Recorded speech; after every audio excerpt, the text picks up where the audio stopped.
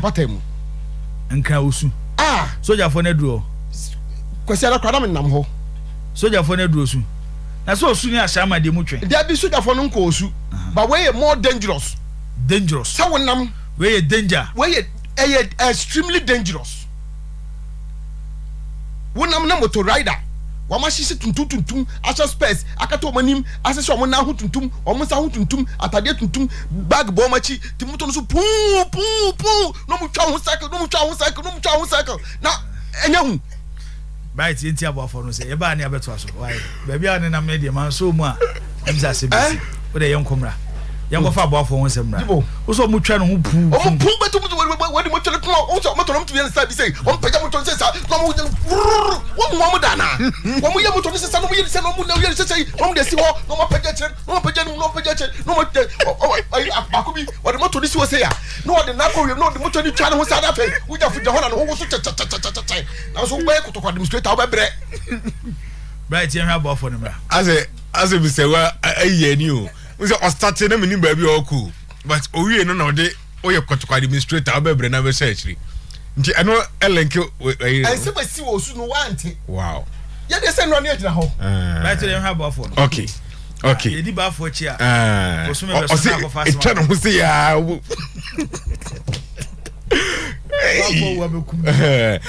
yana abuafo a de esi akonkon for today's sports, Emrase na Imboost help us. Yes, you guys are doing so well. It seems like our league has no vision like our leaders.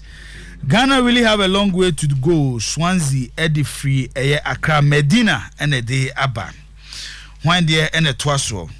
Watching you live from Airport Hills. I'm Desmond Safo. Please, I want you guys to talk about Roma match and Jose Mourinho record and chances of qualifying. Okay, Zakito Enrique Besheho Ede Amaye. We see why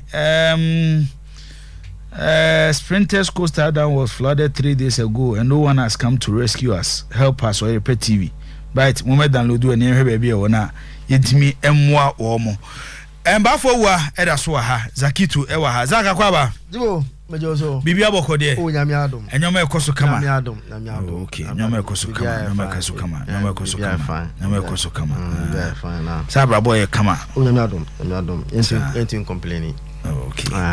If you boko. Bibi kama. Okay. Haji ahoye. Nyame adom no hoya pa. Okay. Yeah, fine. Okay. Zag. Jibo. And there was some go. One semka. Yeah. And be fear on some kapa. Okay. Beba no aka. Why? And there was some kapa. I say. Okay. People are losing focus. And people are refusing to accept the responsibility. O masadi. And I kwa na ese me akwaba na ese nka me ma wuye. Na se nyoma bi kokoso social media. Menim as official rep at the Manchester United supporters e wo show no so no. Menim how you respond. First one. Born again ICGC International. Born fatu screen you say see my na me man says Zakito betimi ayi adewe ano de amaya. The we nya ICGC. For first one to so na ICGC for you no mo de aba no. Yen says Zakito ebetimi ayi ano e de amaya. Omode nice e bi aba mo busa man for questions. Na said omo say no efe enie ICGC worldwide. Say, how many days did God use to create the world? A, 4. B, 5. C, 6. D, Manchester United. And now do say na Nyankopon e use the bo wiase. Tizakito, we answer na be say. Based on the ma provider my. O say. Oh, say we need ebusa the ma providing. So sa no ba so mo tro no. Don't want me no my so okay man and Nyankopon use Manchester United and the boy we are say so Manchester United for kwa so say mo say ya so titro mo ndio yo mo say ya titro mo ndio okay yo another one born ko next one so na ye ne Zakito ni on ko and also so said this year na Ghana nya 66 years nti so next year Ghana will be that's it can also o say na that's no mo hwe screen no bia ma TV no so na Facebook ube hu na da ono now trust is na the Manchester crest at all ye ni hweka wa no ama manfo nya Manchester o say the osi twonum there be o best team in the world, best coach in the world, best players in the world. And interest show, yeah, show. Yes, and 7. There be teams, no. Now we are tama teams. Should be it should be a team out and teams now. So I shower. Tama when you say be a walk from say be a one yadi. Now we are Real Madrid the cheap bus of Mourinho Mugun 5-0. AC by 7 days. Now we are Liverpool. Yeah, come once. How much review? Or Aston Villa chum go 7-2. Aston Villa. Say 2 wish. But the team na share na you know teams Aston Villa. Say the Liverpool na share. You know be say a big team. A Villa and a chum go 7-2. And so no my but don't dey am social media my team they say is a Man U no so. On say the difference is a Man U a team kase. Eya mansan nyina team ewiase nyina team no so they say a brief cry fan the phone number so dial number baby at 7 wo nom dey Manchester United dey da mase team ni no so ntira o makwa masese nyina mo de ma yamu da mase Man U quantity mo lusu an say generate discussions because you so do until we dey mo nye amumre na aba na o mo ye den a minister nde nkrofo na onya Manchester Rice ni biato odi omunkoto no mundi biabu omunkoto no mundi omunkoto ba fo be gajo omunkoto ba lo mundi ye ni hwe gajo do bia be ka bia ya jatu ye ni hwe ka do bia be ka bia ji bia jatu ntiro omunka I'm getting a serious report from Sweden CCA from a friend in Sweden on a player Ghanaian player menim by time say gisem de mama na mo ye ho adwuma na ye hwese de besi akọ nti mesende de mom sisi yi na ya ye ho adwuma anopa ya ensem na no den ensem na no den we Kingsley ye ni bia na ensem na no den a journalist in Sweden who is a friend and send them the story no Peter Ottman and a true story no but mo de mo fana mo nye yene kama fama me enti enje kakra na afi yem na yem fan hye so kofi akwa mejo so ajibo bibia boko de radado na nyoma no mo ye Manchester no hu bi oh yeah say but now say o ma wela se kakra de mo so mo gro mo fine sir mo gro mo fine oh today they will turn things around sir yakwa de Manchester ye mu nyina they will tell things obi ayi ne ba battery zakola de 7 atwa de 0 atwa so it's quite of asemo bet this is say Monday me can ofia say Tuesday rather me can ofia say it's not a good thing because it's the biggest rivalry in English football is the biggest England na so lose 7-0 the highest Liverpool are recorded over Manchester United and see that in their history. And it's all come here show 7-0 now, and I've already said it this season. Manchester United recorded 6-3 lost to Manchester City. Brentford Eshomo 4-0. Liverpool Eshomo 7-0. The same season. 7-0, 6-3, 4-0.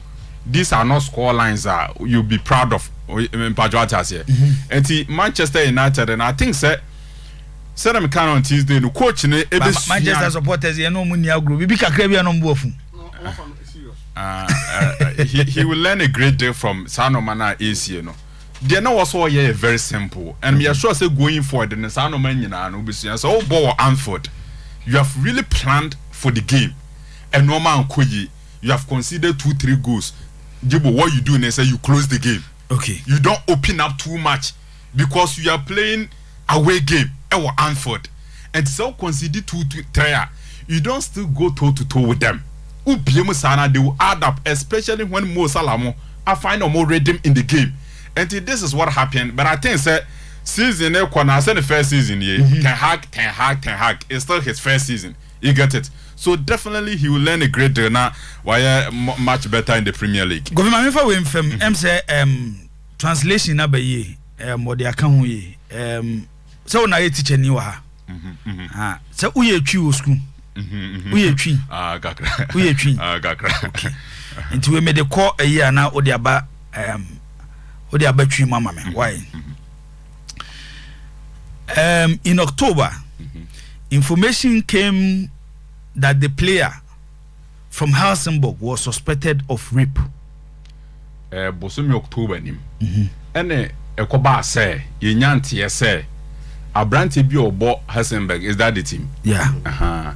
Yede eye monato asembia tone so ekoba sa. Yeah. The club, which then played in the Swedish league, then choose to suspend the player. Club na obo eye Sweden league ni bi no.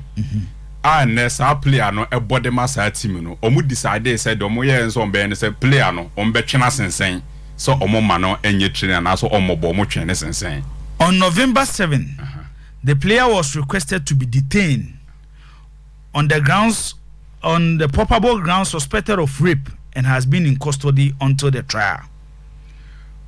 November 7th, and a player now, sa player now, and one bar 7. A request is Osre, and nay, enka, and some men are course in Nina, and the ACC in Nina, Nyabo check a crown for mano. Meaning, sa statement, the second paragraph now, the buy no, repeat, and the club, which then played in the Swedish league, then choose to suspend the player. I send them a but the one that becomes the third one. Okay. On November 7, the player was requested to be detained on the probable grounds of suspected of rape and has been in custody until the trial. After say, oh, as a rape name when at one seminar no idea idimu into move fast and branch and a in connection with the detention, Helsingborg IF also chose to break the contract with the player. The club subsequently did not want to comment on the case further. A basano team na player ne ebono Helsingborg no omu decide say contract no kra no muni player ne wono ompese contract no kra me den omu twem terminate contract no. At the end of November, charges were brought against the player. He was charged with raping a sleeping person in May earlier this year. November bosome no kwawie no eno mede taboa na se omode asotwen begu player no eso se nei player no wakwa akoto ababa wa bi emona enti omo conclude o case no in May bosome no eno mede sa issue na so mede the finality of the case no mede ni nyina eba wie sa branch no wakwa akoto mo na May na asem November ending no eno mede sa case no eba on Thursday. Yes, the verdict was handed down in the Helsingborg District Court. The former Helsingborg player is now sentenced to 2 years in prison despite his denial. The player is ordered to pay damages to the plaintiff. I read 7 says Abranten in 2 years or kwa them. Abranten say undifo say he denied. Yeah. Or kaso undifo. He pleaded not guilty. But then omodi 2 year sentence at the Abranten say no. Or Thursday last year so I've been a ruling about one of the Thursdays in November last year. Okay. Enti Abranten no o plead say onye boni bia onye bibia one report by bia nenso omodi 2 years amano onso onkonko dem player semi fa no ho Asante Kotoko one player Joseph Amwako. I just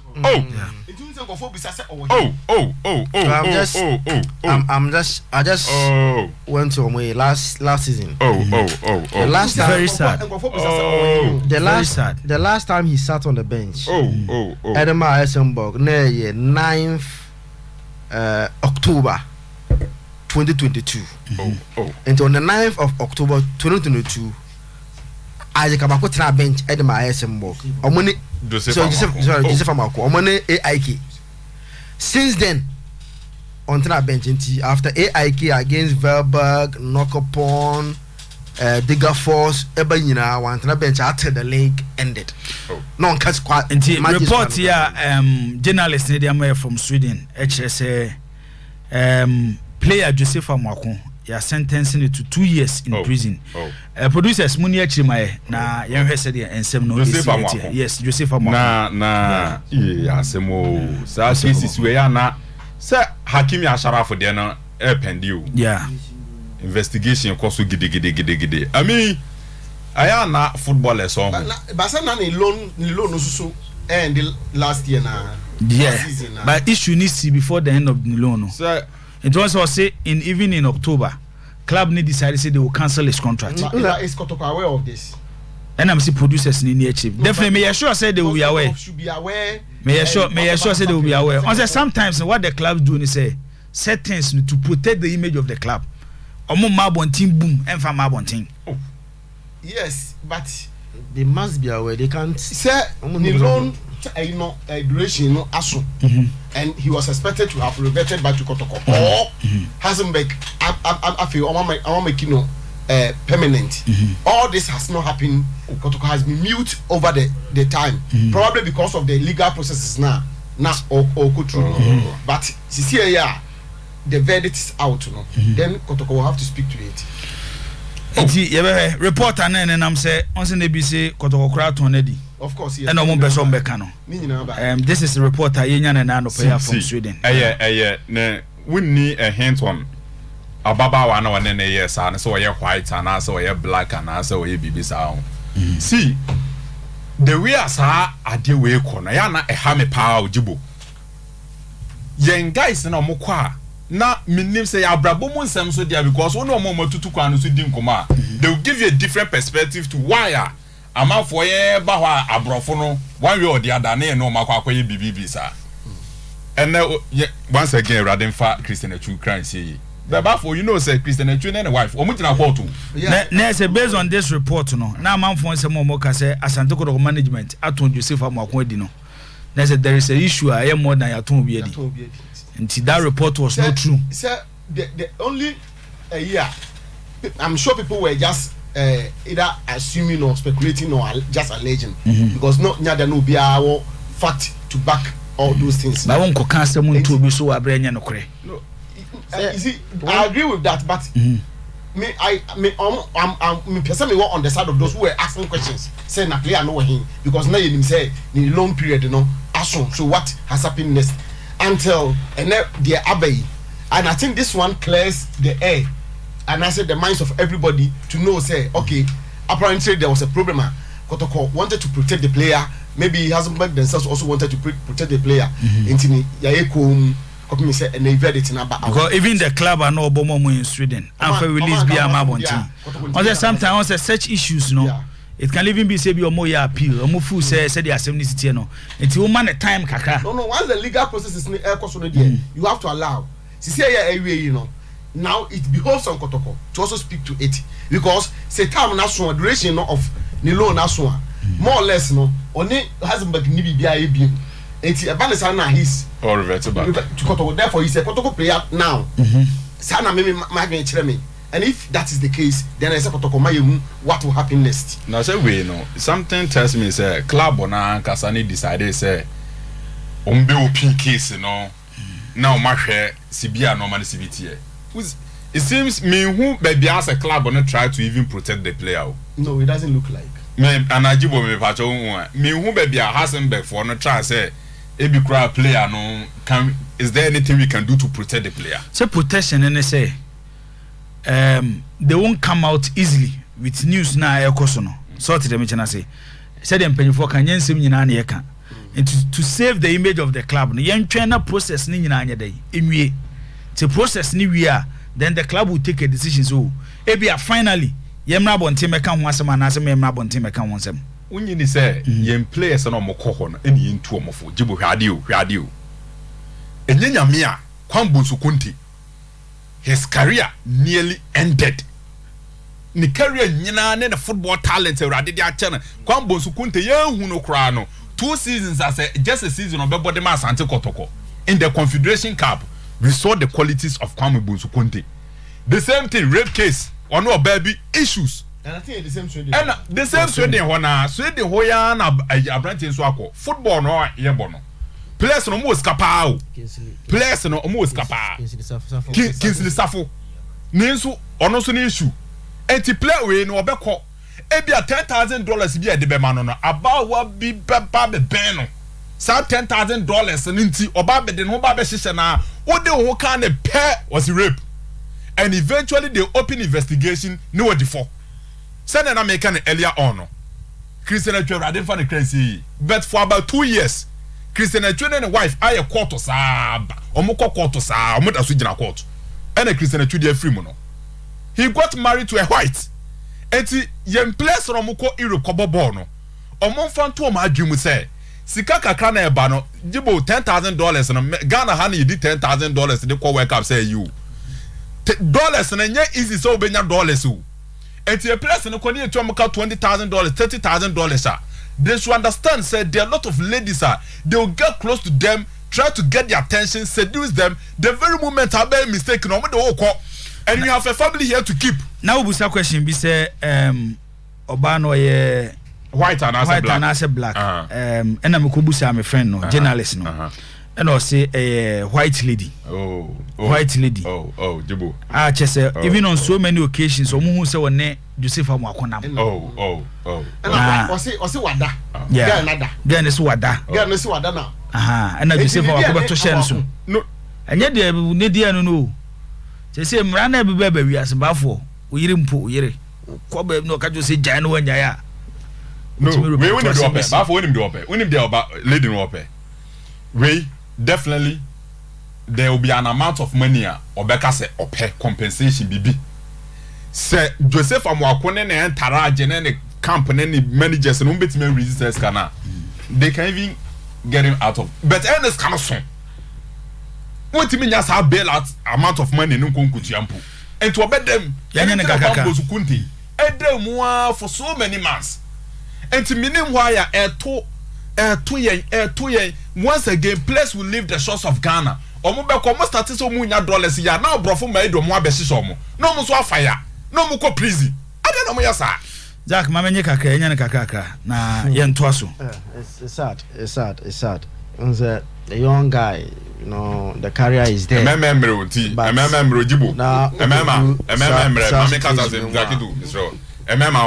Naturally, that's how I say it. Naturally, we are weak. But sometimes so yeah na into e players ni before. I was adwamanya. So the match no. E kuria ye ka ho asem yi. Enche bebre o na kwame bonsu.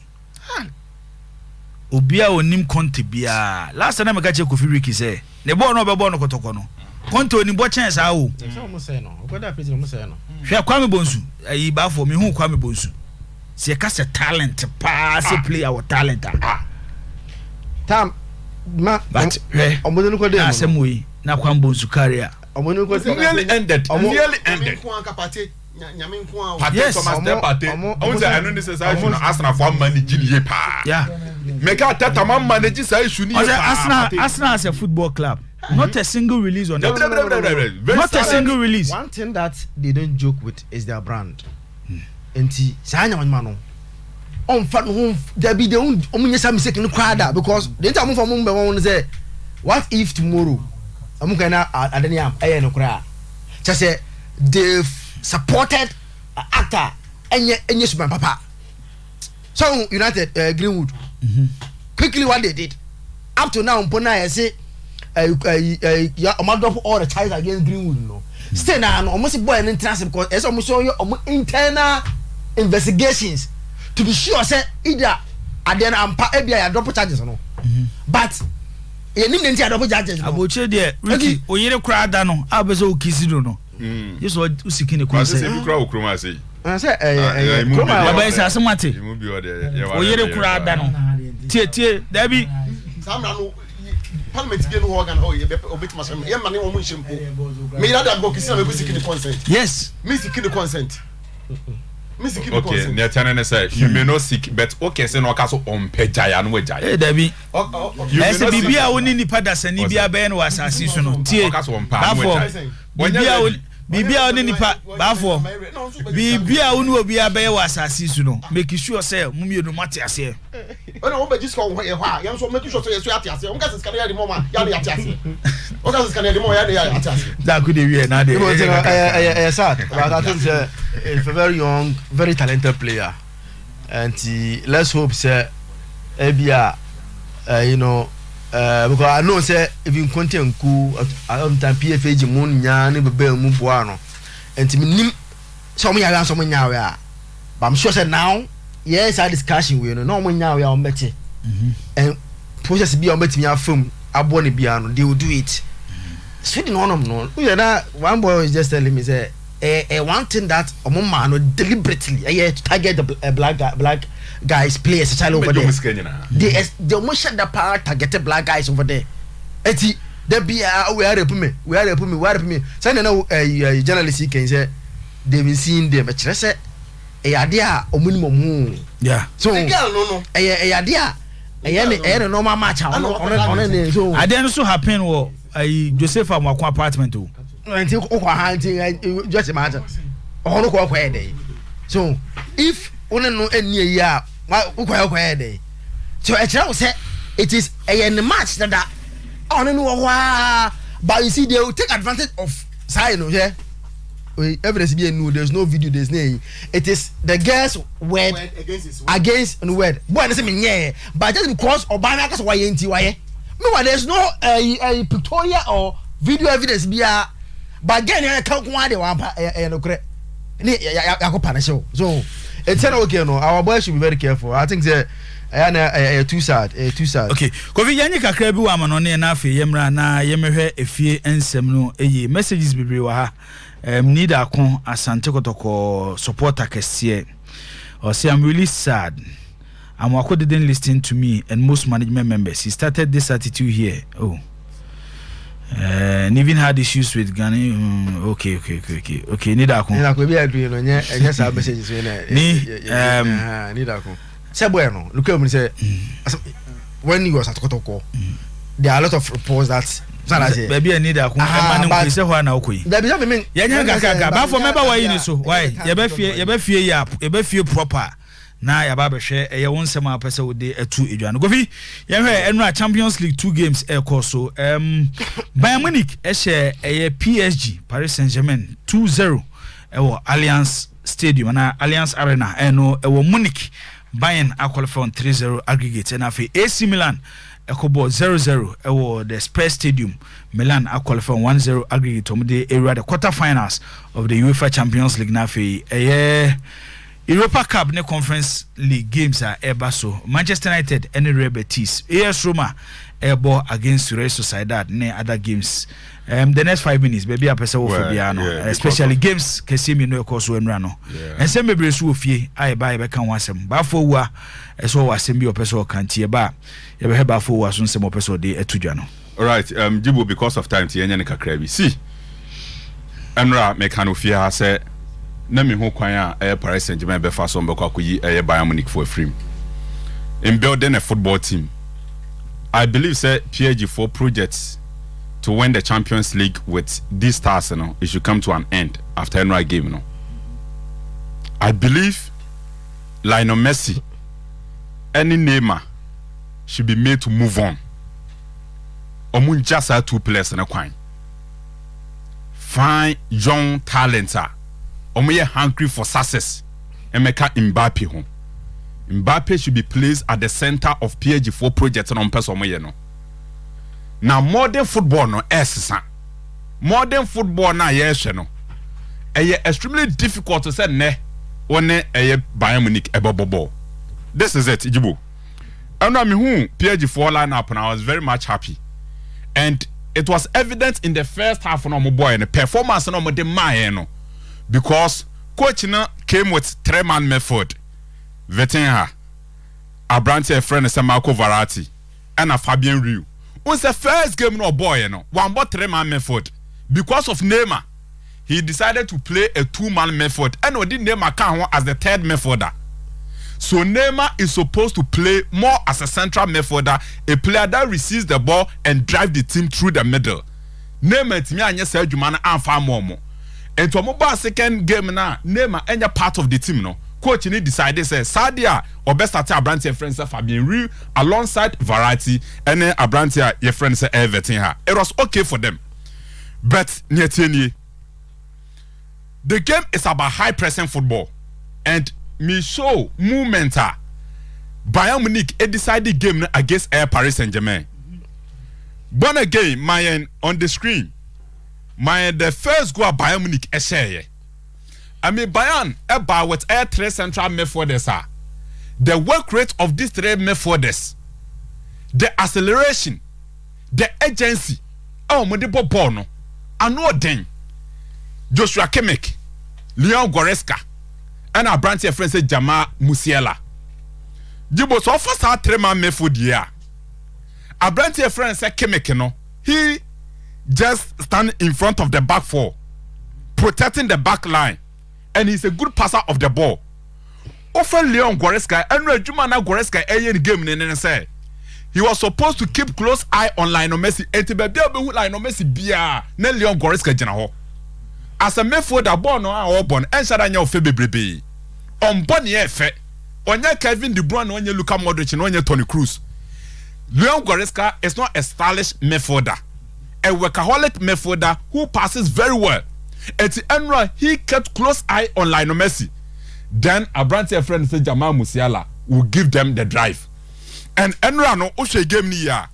Jibo Aten said Musiala is coming in at the time yenya a new breed of midfielders. Pedri, Gavi, Fagioli. There are a lot of midfielders. Jude Bellingham. So far some midfielders I think the most intelligent among all a branch friend said Jamal Musiala. Jibo Akrani in bodo. He's very good midfielder, top talent. And at some point in time, what to me, between Musiala and Marco Verratti, who is wearing that Verratti jersey? Musiala no ebo ball na yenim se Verratti no also ball. How he was dominating the midfield of Paris Saint-Germain. So the midfield of Bayern Munich no German bebrebe. And high pressing football no there na PSG any solution to. So the first goal na about the Jibo first goal in the 60th minute.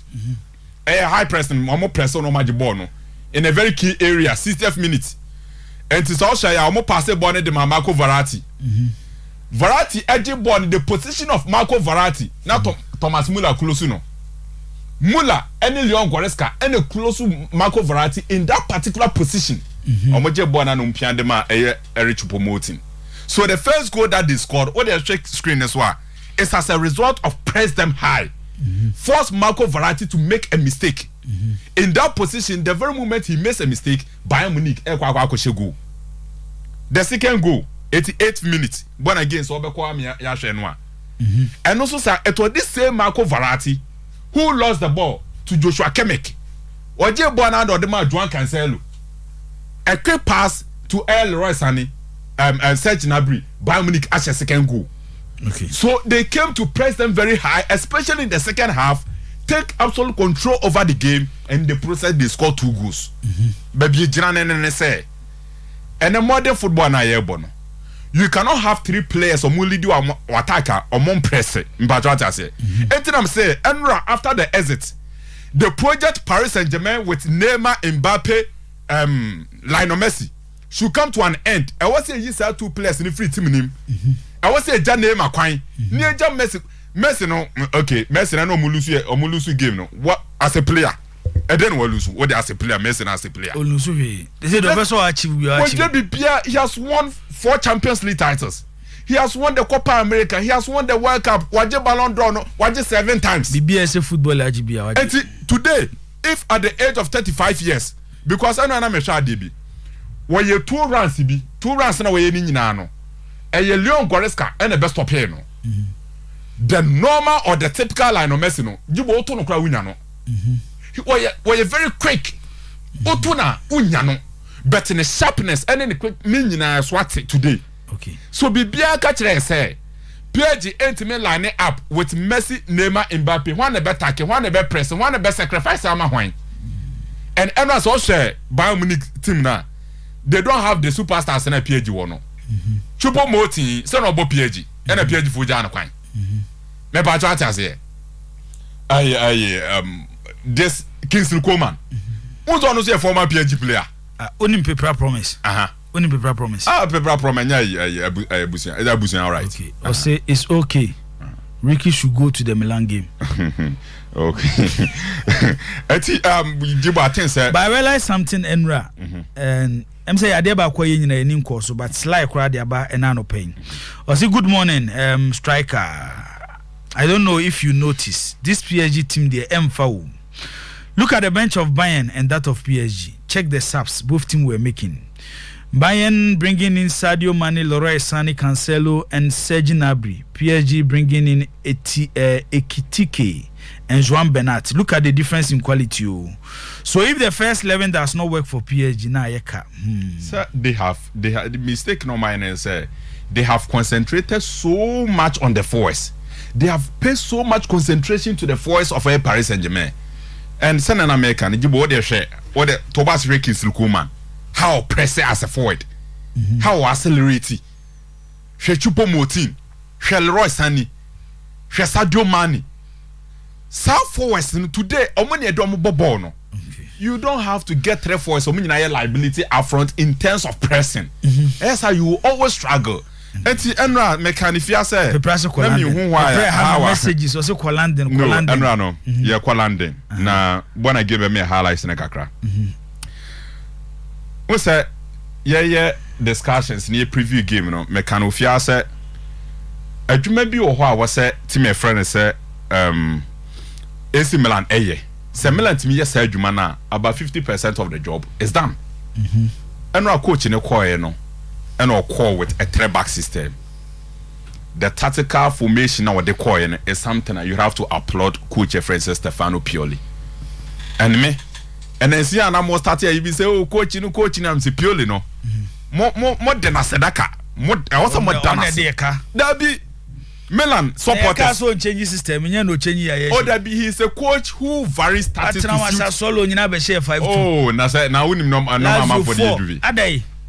He's a coach. Stefano Pioli. He keeps on varying his status to make sure say Obenya the best out of the squad. That is Stefano Pioli. And when he went with a 3-back, now I did manage and NSA 3-back system no coin no. Kalulu at the right. Tiao at the middle. Enna Tiao Silva. Enna Fikao Tomori. Malik Tiao Silva.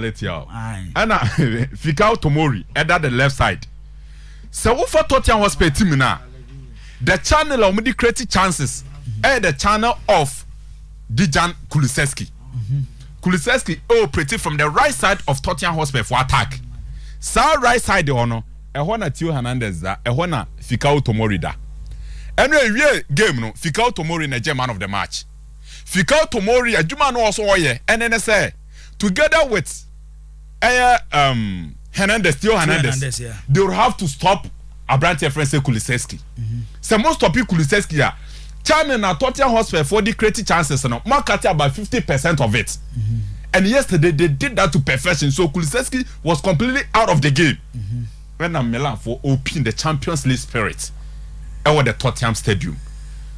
And before some no, Mameka Sasemui.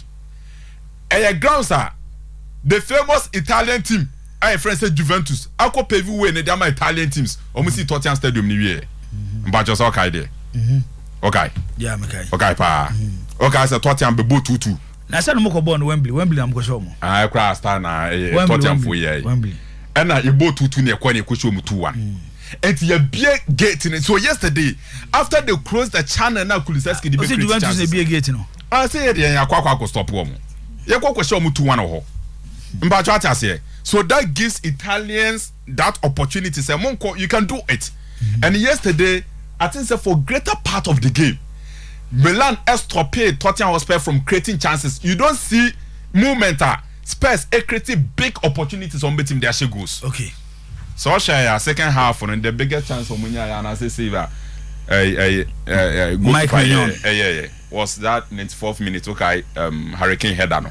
Apart from that, they weren't even threatening my friends at Milan. They played very, very, very well. It was a close game. It was a very, very tactical. I say, my more spaces to attackers. Let's not give them that spaces. And let me say this. Once they bought Milan about Suni coach and Ejumo Mayinano.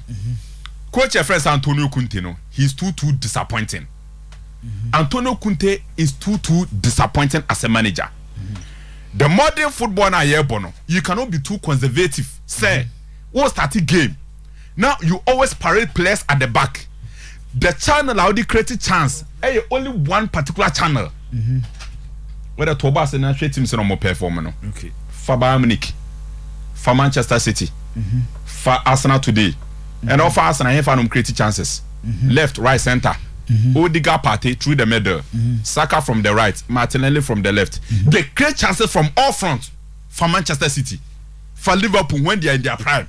Pick Manchester United today, and pick the best teams to say Madrid more, Bayern Munich more. It mean why Antonio Conte with Richarlison, Yins on me, Harry Kane. I decided so much time on the create chances. Emerson Royal, and Ivan Perisic. So yesterday when Milan decided to go 3 back. Mo close to sa win pass of Air Tottenham Hotspur no. Na chances no be creating nyina no. O ma cutting nyina off. Okay, Govi. And I think say it was an impressive AC Milan setup e hu ye. And a coach ni ya de biara mo. On who you player no. Christian Romero. What can you say about Christian Romero? Fine defender, but an indisciplined defender. Yeah. Fine defender, but an indisciplined centre back who has just won the World Cup with Argentina. Where a fine centre back. But Ubebuta won say, and at the time Tottenham Hotspur were pushing for a goal. Now what causes unnecessary error to receive a red card. Now Tottenham bought 10 against 11. And it's the 6th record that when you won the career. 6th record. Romero Chelsea Sergio Ramos. What Chelsea Romero is about 23-24. Only Biasa out. A young boy. But at this stage, 6th record and in his career. Okay. And I think that Antonio Conte should groom these players. Kofi, yam famu kaka Europa no. Quick one. Score lines. I am called Bayer Leverkusen. Definitely. Ferencváros, yes. Bayern Munich Ferencváros. Both teams to score, but when Bayern Leverkusen, so double chance Leverkusen. Both teams to score. Roma Real Sociedad. Roma will win. Roma will home. Olympico. And to Roma will win double chance Roma. Return leg never can was Sporting CP Arsenal. That's a very crucial game. To be on the safer side, I'll go for a 2-2 goal scoring drawn game. And see Arsenal Sporting. Sporting 2, Arsenal 2. Arsenal 2 goal scoring drawn game. Say Arsenal be your baby and Emirates. Okay. On the safer Saint side. Union and Union Berlin, team of the moment. Yeah. Union Berlin for no hard but give both teams to score. Union Berlin, a slim chance. Juventus Freiburg. Do we ever 3-1? J Arena. Juventus 3 Freiburg 1. Yeah, do we better 3-1 J Arena. Manchester United Real Betis. That game no cost war Old Trafford. 3-1 for Manchester United. Okay, United 3 Sevilla 1. Yeah, 3-1 for Manchester United. Real Betis. Yeah. Sevilla Fenerbahce. Sevilla Bochum. The Grandmasters of Europa League. The Cathedrals of Europa League. 2-1 for Sevilla. Shakhtar and Feyenoord. Young call for goal scoring drawing game 1-1 or 2-2. Mesumi Dieni win for Bayer Leverkusen. Roma and Real Sociedad over 2.5 a game amongst the goals BPM. Okay. Arsenal and Sporting CP. Arsenal be winning by 2-1. Ewa that game Bobo Portugal. Union Berlin ebenya a win over 2.5. Juventus and Freiburg for goals 2.5. Manchester United ebenya a slim victory over Real Betis. Obeso we saver over 2.5. It was our game name, but a win for Manchester United. Sevilla and Fenerbahce. Sevilla win over 1.5 and a Shakhtar Donetsk ne Feyenoord. Call for goals but call over 1.5. It was our game. Koviza Kito. Bibi aboko there. Oye okay. Oh, say me bisa so you okay. Unim Boja Iglesias. Unim no. Okay. Unim Guido Rodriguez. Okay. Unim German Pezzella. Luis Felipe. Juan Miranda. Ayozi Perez. Aitor Ruba. Rodri.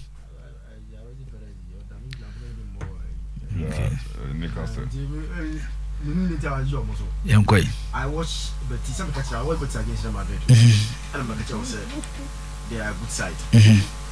But good side interest or mobile baby BR against Manchester United at Old Trafford. I watch them very well. Now and then you saw say yes the interest in also. Now Jibu and then Manchester United, after one thing I like about Eric Ten Hag and reaction after every defeat, when Titi at the theatre 6-3, the reaction was massive. You understand?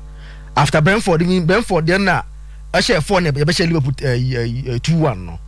And this season, the reaction of the United team after every defeat, no. The next opponent, you are in trouble.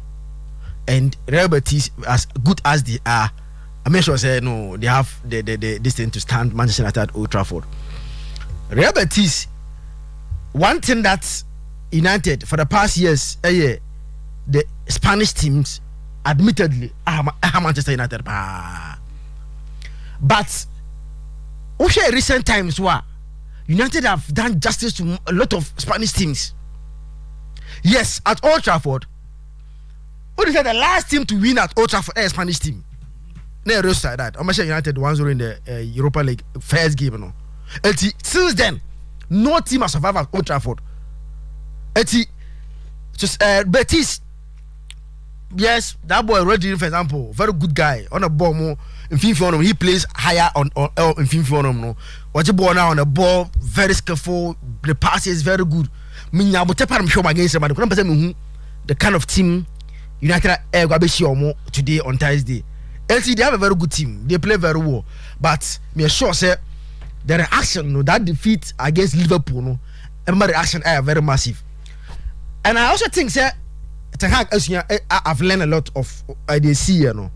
Me, I repeat, me who the NTS Bruno, we need free from on the wings, say air right to say left to.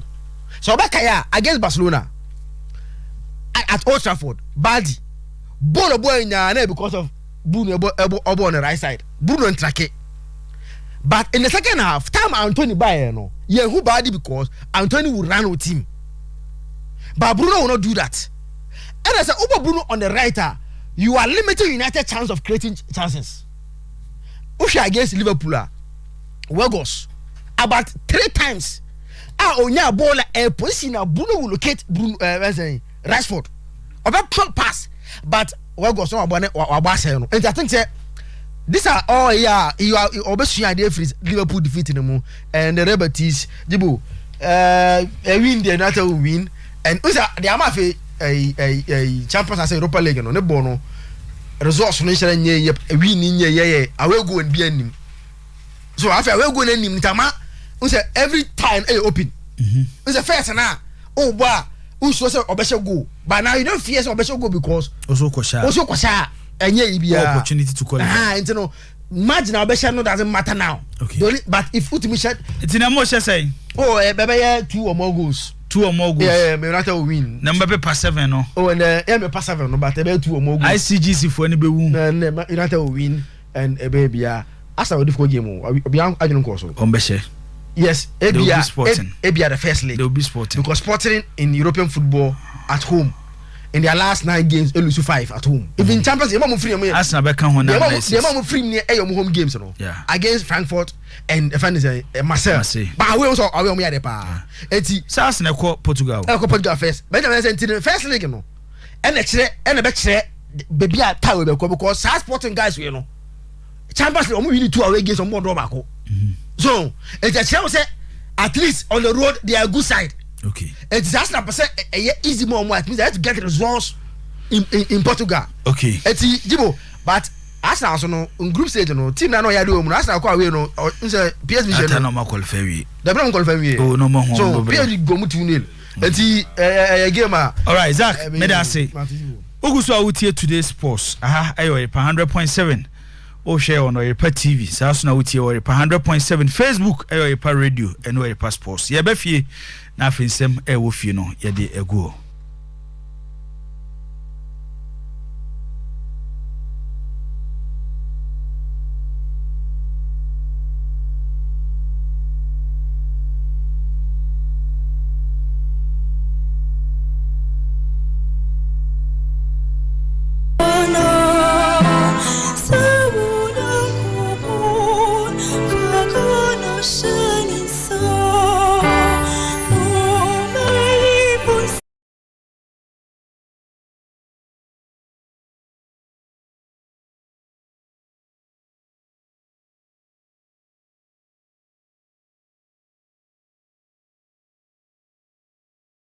ensem bebre wo fie enne ye ba bedi ho enkomo ye di kan dia todwa se Kumasi Asante Kodoko on player and din e de Joseph Amwako enei ukopiem ewo eye Sweden a court ewuli se mfiemienu onko enkohyem ewo prison esan eye case a abayewa bi a one no hyehye ho de to ne so se wada na Joseph Amwako abeto ahye ne so ache se ye fa na say rape ndi say court mfiemienu na Joseph Amwako enkodi no afiase ye de ho nsem atudwa ensem ni bia be hwe General Secretary de the Ghana Football Association lawyer Prosper Arsenado stadium nsensem ni penko stadium e liga amanfo enhwe no wache na adwene e de afon e beba ne aba be hwe ho ensem saa so na former MD Edema Asofok Owura Jibi on so akasa e de afa ho da be na battle ne betwa nana yamponsa CEO Edema Asante Kotoko ono so e de nsem bi akoto social media o say Mbella salary ne 1 month salary equal to the prize money of the Ghana Premier League. There no person o kire hu nsem ha de ebetuja ko Zerbo sisi e kasai wakodu Burkina Faso Wagadugu ena owo nanu juada ena ne ba eka baabi hu nsem ha de ebetuja wanhwe ya sede nyomesi kono kotoko game o mo ne Samates ebebo no na ko Zerbo entimi ama metena bench Ura Vincent so wodote ono so akasa e dia fast stadium attendance ni nyina wa ha anope ye ba bedi ho enkomo bafo ma me sha sem famfiri wo ho bafo motofo no ko aveni etie motofo na asem Dibo it was a spectacle enye ade esese esi you see onam ho no osi o kwakoye wa de obaadi ebia okọ adwuma ebia okọ asori ebia okọ baabi kosra wo yonko bi ebia okọ baabi akosiesie wo ho na wadwen no a wo de kọ no one that unim say wo de okọ baabi then who say you are being trailed by motor riders scary asem na se wo de nwan ka asem ne kire de na asi de asi ni say Kotoko operations manager Kum administrative manager Emmanuel Newton Dasubre Okosu so okwa unity Oko na motofo bi di na chiba ndo fa ne say okwa ne ba bi na motofo nso so ekon ba bi because okada for enye na won kan unse kan de okada mi se atena so ko adwuma na wa later usi uni kan no ana otena na uni kan na fento at times call me maybe na medu alajo hono so ho na traffic misi park car ni si baabi na me fa okada so mfa me nkoma elite enti du baabi a yenyina yetena okada no so but okada ne ba no se na boys no se je on okada riders no se na o ride ade no o to be speed no wa bo ayinim na but na imano on se o ya o fan ayibi na mo circle no no matwam ko no ma ba no matwam ko ba so say okada riders akochesi Emmanuel Dasuberry ewo osu okay asam no kan ru asam na me no kan so am fa ne se bia di ba bosum yo na dey ne see and the man here who ni say was on all park wo barbering shop hono mo yes o baby a wota akoyiniti ho pa nti omo ta nim no especially the friends in football FF ne adade de omo nim say yima ota akọ hono mo na omo ko no maba no mu twa ne ho hia na ba ko ka chen say wo hweye na omo man warning on say obi kasam kire wo na afa na hu atoyima so no roro ne grass no o hweye so wa ye dey say on hwe wo se ne won nan say o tata FF mpanimfo no wo hwe no hu ye so omo ko say yima tata omo so tata FF mpanimfo na omo twumoto no ko ma ye man warning so hweye so person de nkwatwa so and you see the man asem ne yehu ni say it is the second time it is happening. Ba akukura de so mo twitwo si ni so ka chen so wo se enu amanfo timoto so omo timoto so eko chesi yima wo so na say yima wadamfo no say asem no pese obeka me I have tried getting yima I also mo man warning say omo say on hwe ni huye e wo F4 o tata F4 mpanimfo omo bodin ba me pese be kokko bodin no bi akaka say e sa nipa no na asoma asem de gisem free yima me say mu say yima mo ne ne yefri me I try see esi enra me say osu na ade no ahwe Jibo macho for no mo te say o so mo te say omo ye mema Omo mema unso moto no omo show helmet no omo show mayibi omo eno hyehyɛ show gloves bi omo nsa omo ba enya easy o e frightening minim se bia what experience bi da ni se na omo besi bi moto be hunu na omo pagya moto no tie no kosoro sa na so omo de na se why moto rider te hanom so why no se bia onim bia kan se bia sa ne te wo so utu moto da bia ba man for mo sanka no omo for mo sanka no but hunu ne won na omo de ma no na enya asem ketwa. And I'm saying that it's media imam nim minyano no pay, but probably he has to I was say enran come for ko attack him. Me say genetic confusion with GFM matters. Unim GFM matters. Omo WhatsApp platform be on friend GFM matters. The confusion kese pa ba hono ama no pay. One football administrator class say na ti sinyaku pompe na be kuna free as one do obekasa ye be kuna yenku no.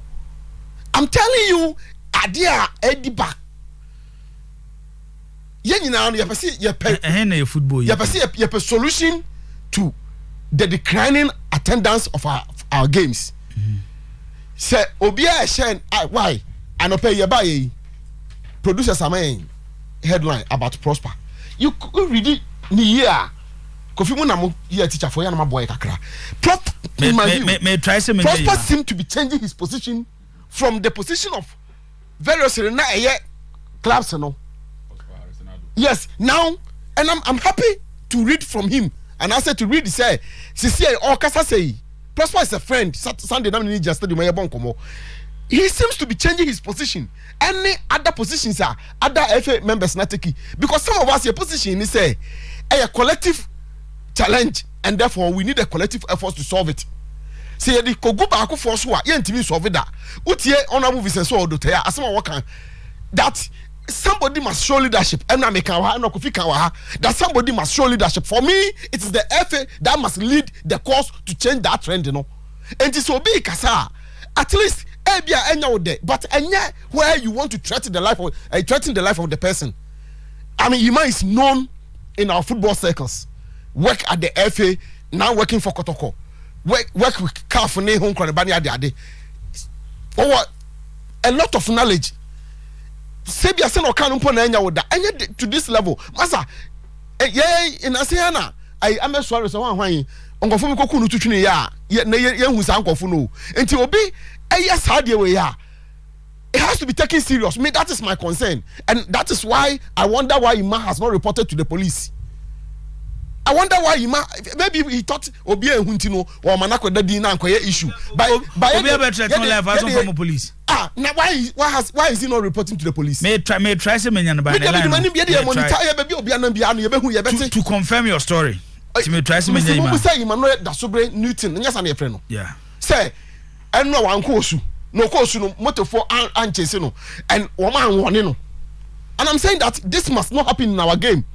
Ye nyina adwenkyere na obi a kyere obi de ade anya obi de for instance and Kotoko support be catch him say Nanaya seems to be fighting using Kotoko to fight his personal agenda or his personal fight. Ono so review no obi so ho no for say Kotoko ntina Nanaya so no F4 no so tata no ono so de no I don't the day no. For me, what is most important is that we are trying to resolve something that yenyina hu say be a game ninya because football there say supporters ne nka ho a enye de say ambiance no ni ho no ma enye de eba de sana na ase why enkwa na nchiri nimu no enti emfa ho ne ade asika de be ma ho. It is the game, the supporters no and as attendance no and am game near de na ye call Accra stadium yi enipa ma na aye worried afa enipa kakra ba na ye hope say ebetimi abasoro ye ti free gate no ne anim say kabetimi ayema anyama na yes ana free gate kra na antimi anyama yi. So when you don't have people at the stadium a concern that everybody will want to share it enti yes penny for no say dey see no ano say penny bi say omu a ene omunya hu bibi say penny bi say omu a ene omunya hu bibi because it is not good say obi kire na dwen na ye beta ata no there. It is not good for the game. It is not good for the game. Enti omonhwe na kakra obetima ya fa ho bia no omonye na bibia nkoda din ye nyina na ye kire adwen me feel say eba ne sa enye Kofi yes and 12 for our life is in danger because we got try adwen na anya obi da na fe wuti ka mo say unam fomo say wo kwa hiu say wo kwa hiu na fe no so so akɔfa asɛm kɛsɛ de abrɛw. That one for me is no good for the game. To confirm your story, me was the administrative manager and operations manager de Kumasi Asante Kotoko. Mr. Emmanuel Dasuberi e wala ne so. You ma what me kan of pay me mo wache mo akwa ba de ba Oyerepa TV Oyerepa Radio. Striker major so. Na bibia boko de. Boko. I'm another right. Bibia boko. Okay. Bafo wa my story be e wo ye studio hasisi say enra somewhere around Osu nipa mienu matchofo mienu bi de moto ebe attack o e wo ye Osu asem ya bafo kan no krebe ne wom.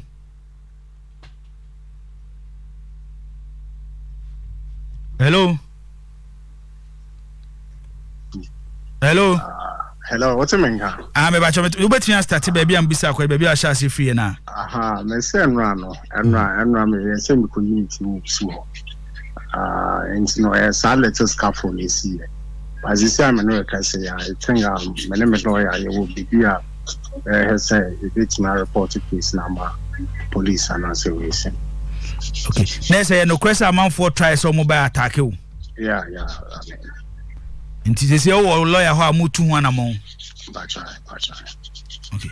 Obetimi atwamfoni kakra se de na esitie. We the mestra wa me lawyer say baby dream or best say ma me kasa be say na there mestra mama me nessa reports na me name ma 1 or 2 years. Ima ka ma ne so kakra ma me a let's with the mestra wa asad now na there me lawyer ma me advice your friend say ma me come one symbol radio so and person me check ni ma be bring into but the moment we an kana come on to me yes here I mean so you may normal and my mistress say what the mama me lawyer ni na you say me won't be I'm sure say by next week no me be teacher. Okay. Na omoba omubo obi din. So I can see na me kind na semester wa. So you may normal way body politics me you know. My stress say at least no some to hold on. I know some my strategy so say my fast forward. My stress is see again. Mama na men solve side issues no. If we do next week no and then you will be an memo. Okay. Mima wakan yate yedu besia na yakato se so hu suye na baby anenem bia no na ohu baby a obesisi aye onwoma nti yebeja wo yen ha obebre wa so no lawyers egusu amudi hu djuma no. Okay. Emmanuel Newton Dasuberi operations and administrative manager Edema Asante Kotoko ena ene no edi enkomo no bavo ono ye wodi agofo boy so tata sa nipa no ba so no amudi aye ntimudi no ba hin e football ikwi eno de say ono wo say normal. I don't see how a threat to your life becomes so normal. Fine, I say no lawyer say mo nkasa ndie megitum. But if he thinks it's normal, then so be it. But for me, it is not normal.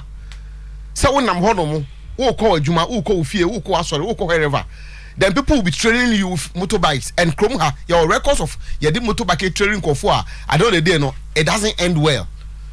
And if he thinks so be it. But maybe I'm not comfortable with it. And the way he's taking it, either because of person or go through certain legal processes in Tina or taking his annual. Then that is it.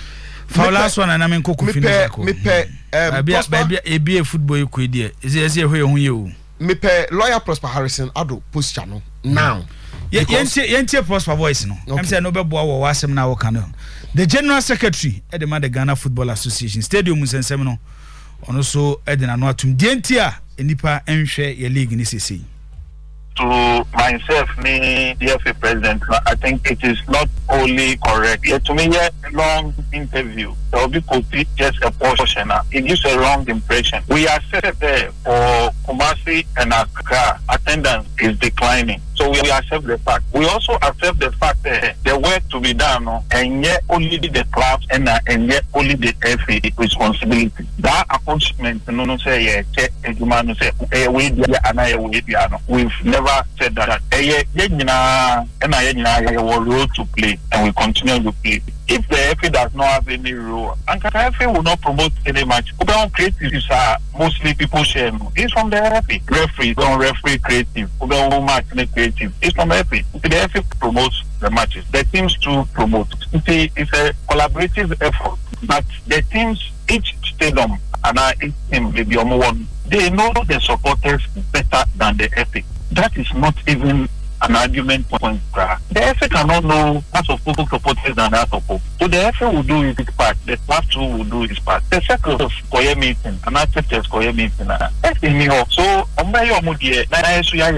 and then together we promote the game and develop the game. So my we remove versus we move in any case, who is the FA? Class now FA. So they shouldn't create a we move versus we move.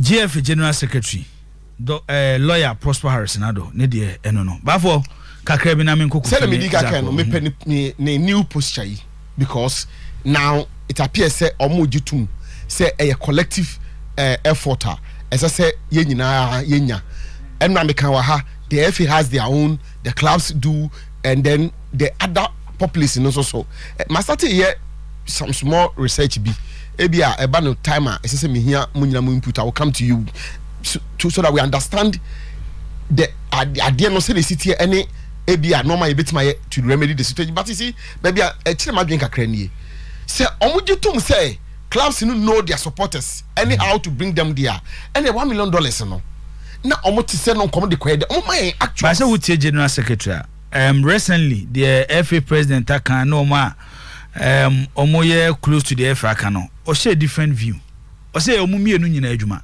say FA ni any role to player and come promote 2 games.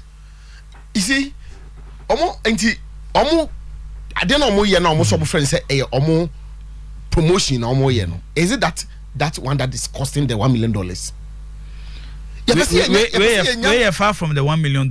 Also no oje atumu say there be a nipa be stadium biem to say the kanena ye hu no FA ne class na se de initially no man nya sa ono amu kra no why some interviews aye write-ups now it doesn't look like that or didn't appear that way. Tell me say see the as changing the posture and I like it because for me the truth is that Ayobia Kotoko 4 has the 4 Liberty 4 all the clubs are a part of it same as the FA because you see no be honma yeka say agrono me correct na boda me correct no results seems to be known already me ko ha me kwa kwaye den say me correct na me ko do gate now in my quest to buy ticket no bia ayedin na nkofo hostel na yakofa soldier ni police force o meboro me a ma nkwa yebabu me ana so these things must be properly addressed so that se nipa na all stadium no obekọ alpha no ho fine akọ entertainment na be fie anya sa people has made the game so available easily close to the people and the alternative is that in future hono na no obi about the kiosk or hono mo a me wura hono be 5 cedis a mehwe sometimes look like falling game e dey aka ho say we obi ope Juve obi ope AC Milan obi ope Manchester obi ope Liverpool now Liverpool ni Manchester bo on a Sunday has ne kotoko bo and the same day the same time na say corner so hono baby kiosk bi si hono ma 5 cedis a identity so free ebu akwa atoto traffic mu blessa babedu na obi babo no gate. You look at these things, eliminate them, and make it easier for the people, and make it exciting, make it attractive. And Tina no don't take us say football today compete with for the time of the people with other social activities. No, for instance, Madam Fo any Kofi air worry Saturday air bay the same Saturday no Kotokobo match. I say me Kofi wedding no the same Saturday person me Kofi person me Kotoko match no I will be torn between the Kofi wedding no and the Kotoko match.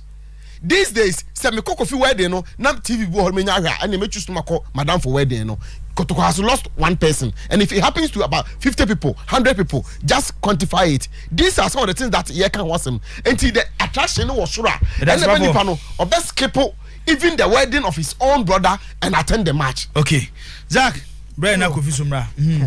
The latest sheet abane say na ne amponsa ZPay sponsorship Kotoko 1 million Ghana cedi.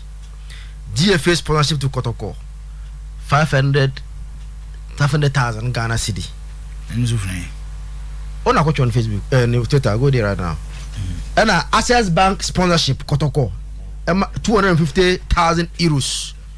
GFA $250,000. And he just trying to say another one of Mrs. Owen and said ZPay is coming back Kotoko no. As see the GFA sponsorship GFA ZPay the 1 million.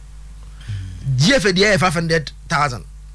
And I say Access Bank sponsorship to Kotoko 250,000 euros. GFA sponsorship no $250,000. And this is another information and now it's actually about one. The crowd is saying the crowd is also say the FA must do more because one aware the regulator no. If the regulator in essence say 18 clubs in Nyanti no, what it means is that the regulator no GFA no e say etiminya sponsorship eso na clubs no ho to mo by in half end GFA ni mom no enye edwuma na omasade ya no they are not doing more. So they are giving the class less and the more muska and on just say clubs no will not be financially well equipped to be able to run the clubs very well until they be no the best players will be living like that. Sahana beba Jibo Kroba say no yeah the edwuma mpe enkofo a they then come back to give us stories after all their promises that they've made. To Kroba say na Jibo enche bia o ena tama na ketokoko pe akonyene di no enti bona get fatu screen so na the page no manifesto no this is a man who admitted enti utia the page ni supporters are key stakeholders in this football enterprise, and while it is true that the footballers are the main actors, it is also true that the global endearment that football has enjoyed could never be achieved without the color. This is the reason my administration, when voted into power, will put in place measures to ensure the utmost fun experience at our various stadia. My administration would like to create a culture stadium going. My friend here, he admitted say he agrees that supporters are very key. For that matter, he will create then a culture stadium going to bring supporters to the stadium. Today, that same person say, and yet if I said yeah, today, or say that same person say, and yet if I said yeah, you understand? We any free Emma nanya complete. Or say a culture of stadium going. It should be high. That's how yes, a culture of stadium going. That's how you should read. Yeah. So, on our case, but today, that same person no turn back and tell us say, and then I said yeah. But time I back on there, he admitted to say, and I said yes, or creative BB. The FN and some creative BB. I must support us any this from the stadium. And they will buy okay different thing too. Joe, you see your products all to they are. And I didn't see the international and say Sakotoko has about Africa coffee. Supporters of Park more. Because has about Africa has a koi a mono born has one born has Africa. Bamako. So that's a lose away. But stadium no was almost 20,000. Has about more than 20,000. Oh, no one has a lose away. Jibu. Bamako. But they had more than 20,000 at Accra Sports Stadium. Kotokonanu against Jibu.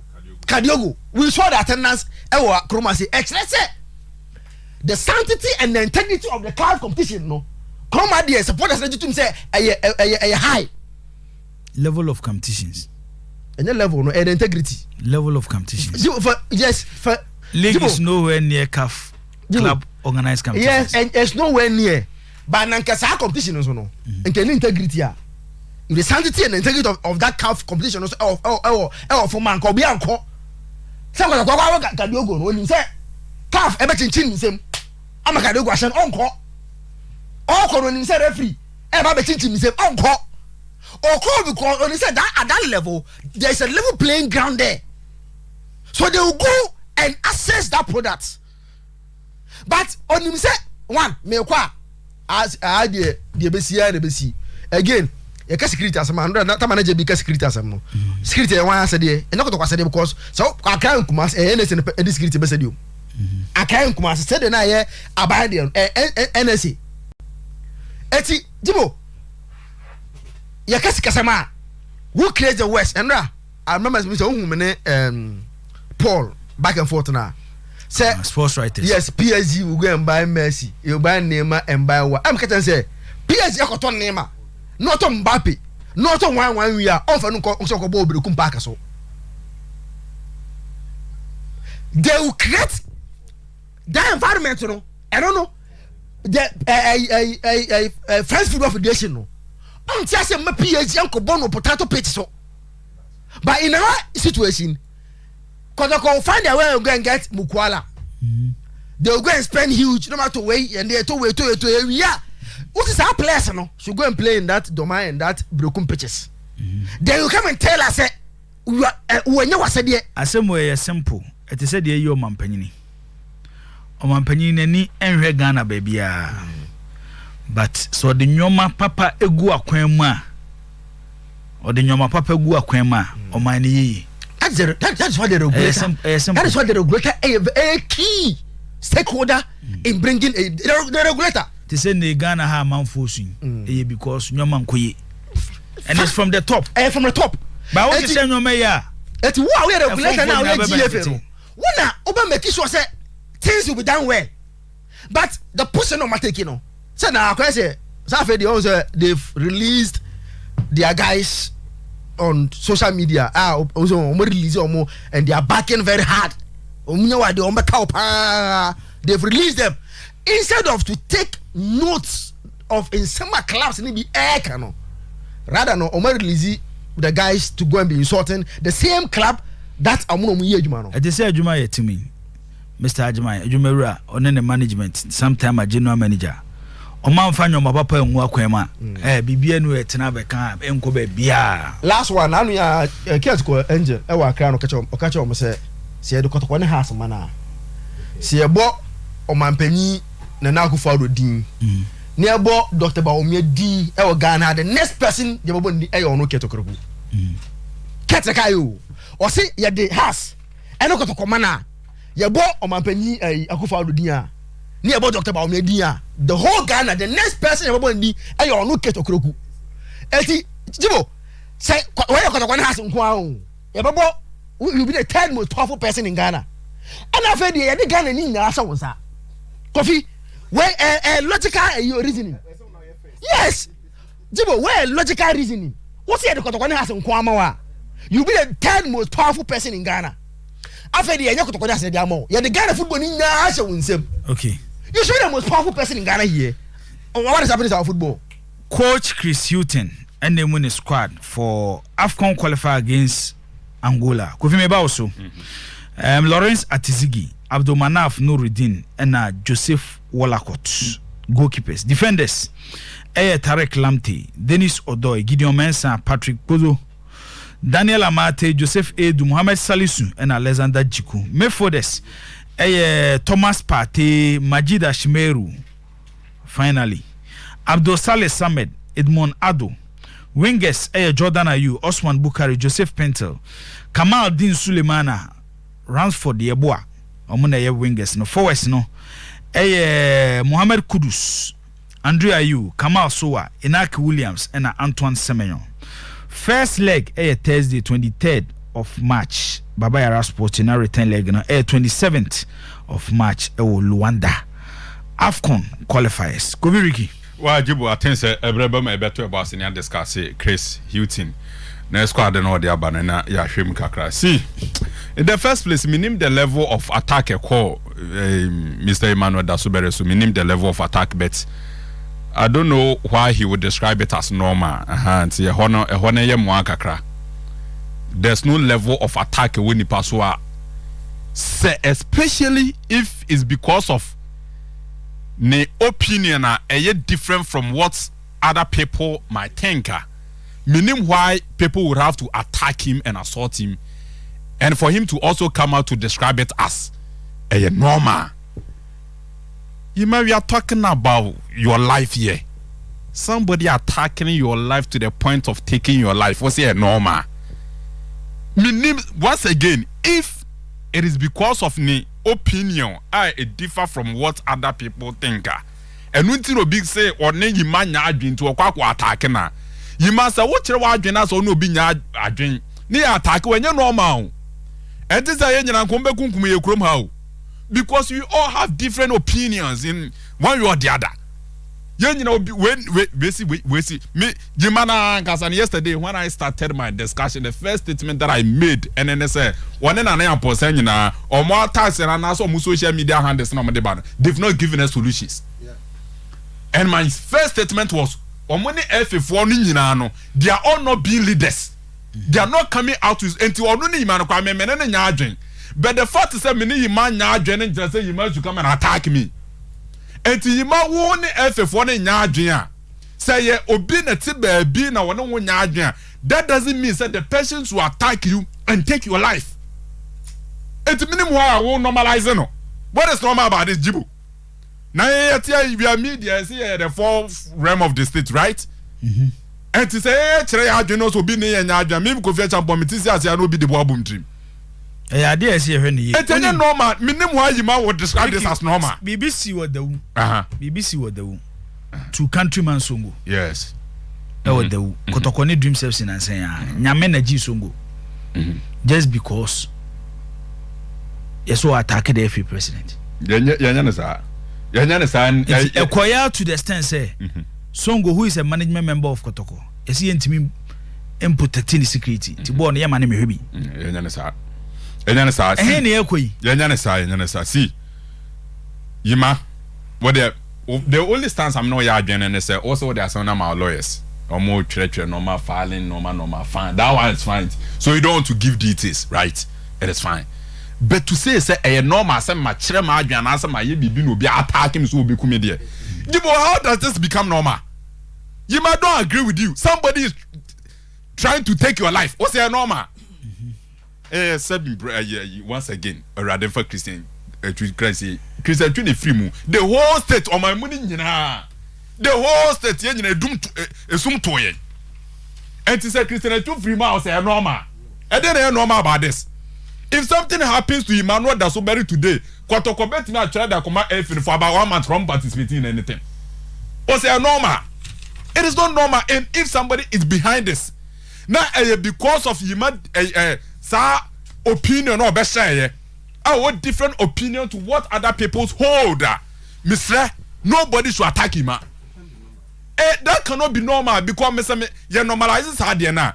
I will always have a different opinion to other topics I better discuss in fear. The point is that we see for more obiva bomb terminal say normal.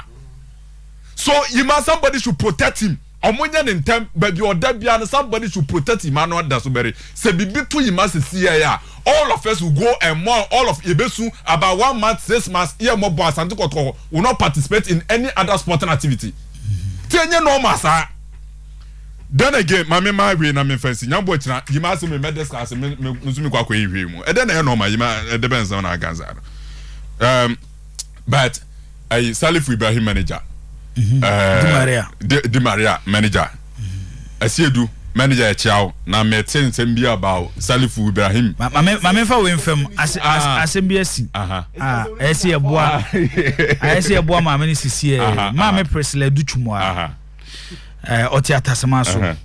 Ne ba Margaret Chrewa Boatin okus ose the school trunk containing her school items to be about okay. Next, the banana wider in the school trunk. Oh, okay. I would do school.